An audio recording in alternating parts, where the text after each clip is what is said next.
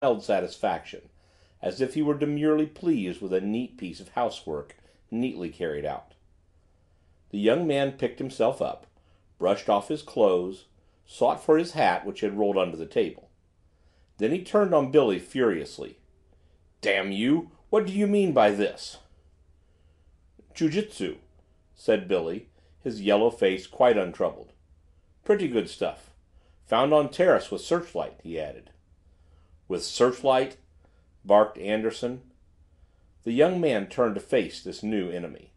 "Well, why shouldn't I be on the terrace with a searchlight?" he demanded. The detective moved toward him menacingly. "Who are you?" "Who are you?" said the young man with cool impertinence, giving him stare for stare. Anderson did not deign to reply in so many words. Instead, he displayed the police badge which glittered on the inside of the right lapel of his coat. The young man examined it coolly. He said. "Very pretty. Nice, neat design. Very chaste." He took out a cigarette case and opened it, seemingly entirely unimpressed by both the badge and Anderson. The detective chafed. "If you've finished admiring my badge," he said with heavy sarcasm, "I'd like to know what you were doing on the terrace." The young man hesitated, shot an odd, swift glance at Dale, who, ever since his abrupt entrance into the room, had been sitting rigid in her chair, with her hands clenched tightly together. "I've had some trouble with my car down the road," he said finally. He glanced at Dale again. "I came to ask if I might telephone." "Did it require a flashlight to find the house?" Miss Cornelia asked suspiciously.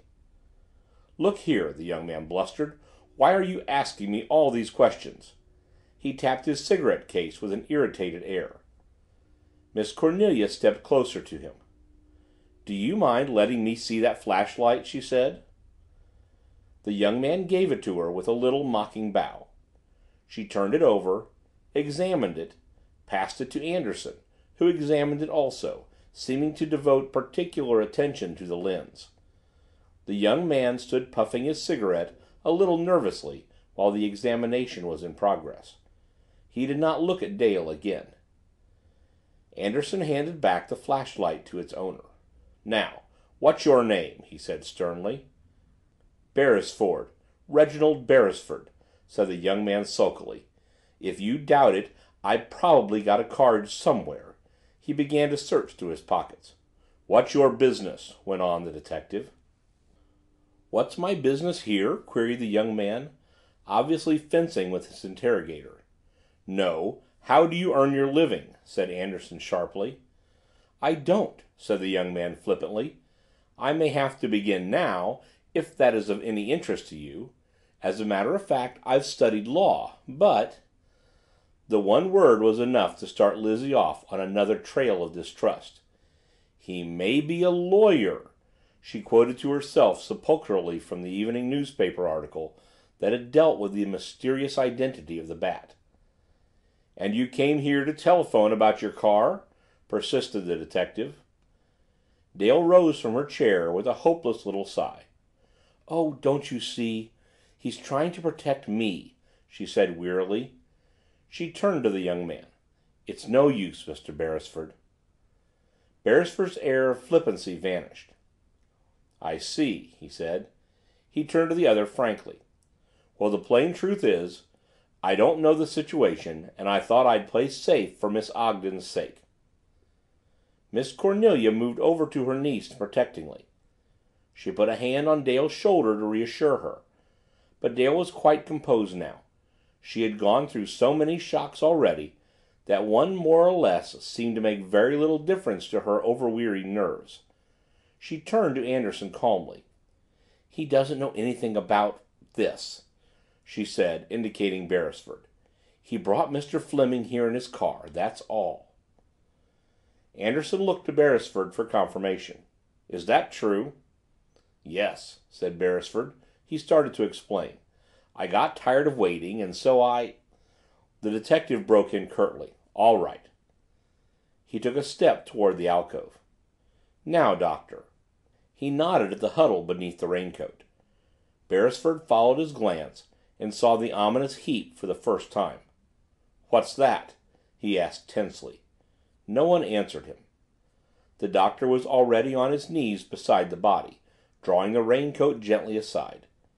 Beresford stared at the shape thus revealed with frightened eyes. The color left his face. That's not Dick Fleming, is it?" he said thickly. Anderson slowly nodded his head. Beresford seemed unable to believe his eyes. "If you've looked over the ground," said the doctor in a low voice to Anderson, "I'll move the body where we can have a better light." His right hand fluttered swiftly over Fleming's still clenched fist, extracted from it a torn corner of paper. Still Beresford did not seem to be able to take in what had happened. He took another step toward the body. "Do you mean to say that Dick Fleming—" he began. Anderson silenced him with an uplifted hand. "What have you got there, Doctor?" he said in a still voice. The doctor, still on his knees beside the corpse, lifted his head. "What do you mean?" "You took something just then out of Fleming's hand," said the detective.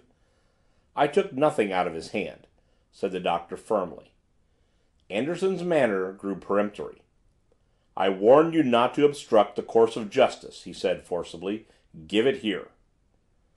The doctor rose slowly, dusting off his knees. His eyes tried to meet Anderson's and failed. He produced a torn corner of blueprint. "Why, it's only a scrap of paper, nothing at all," he said evasively. Anderson looked at him meaningly. "Scraps of paper are sometimes very important," said with a side glance at Dale. Beresford approached the two angrily. "Look here," he burst out, "I've got a right to know about this thing. I brought Fleming over here, and I want to know what happened to him." "You don't have to be a mind reader to know that," moaned Lizzie, overcome. As usual, her comment went unanswered. Beresford persisted in his questions. "Who killed him? That's what I want to know," he continued, nervously puffing his cigarette. "Well, you're not alone in that," said Anderson, in his grimly humorous vein. The doctor motioned nervously to them both. "As the coroner, if Mr. Anderson is satisfied, I suggest that the body be taken where I can make a thorough examination," he said haltingly. Once more, Anderson bent over the shell that had been Richard Fleming. He turned the body half over, let it sink back on its face. For a moment he glanced at the corner of the blueprint in his hand, then at the doctor. Then he stood aside. "All right," he said laconically. So Richard Fleming left the room where he had been struck down so suddenly and strangely, borne out by Beresford, the doctor, and Jack Bailey. The little procession moved as swiftly and softly as circumstances would permit. Anderson followed its passage with watchful eyes. Billy went mechanically to pick up the stained rug which the detective had kicked aside, and carried it off after the body. When the burden and its bearers, with Anderson in the rear, reached the doorway into the hall, Lizzie shrank before the sight, affrighted, and turned toward the alcove while Miss Cornelia stared unseeingly out toward the front windows.